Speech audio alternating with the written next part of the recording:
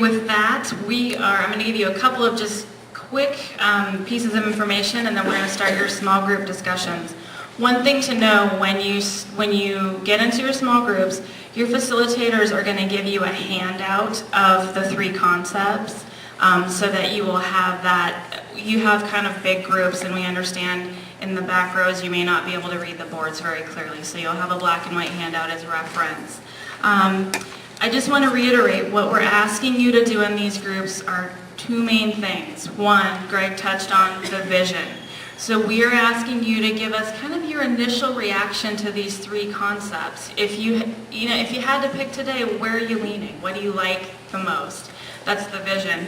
The second is the program, and that is made up of these individual park elements. And we want to know what your priorities are for these, because I think we've said it a couple times, and I want to make sure you understand not all of this is going to make it into one park design. And so as things fall out and are eliminated as we move to a more refined design, we want to know what your priorities are, what's really important to you to stick around.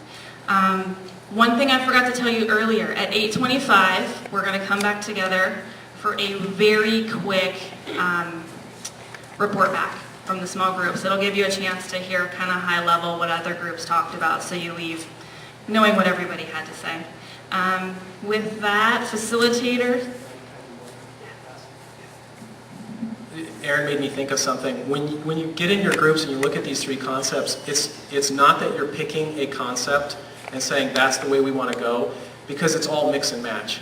So if there's a concept that you like because of the forms and the patterns and it seems to evoke the right character, then you can go that way, but then you can start to pick and choose the things that you think that should be in there. So just making that clear that you don't just have to go and be stuck with one concept and not feel like you can choose things from other things. So feel free to give your opinions that way.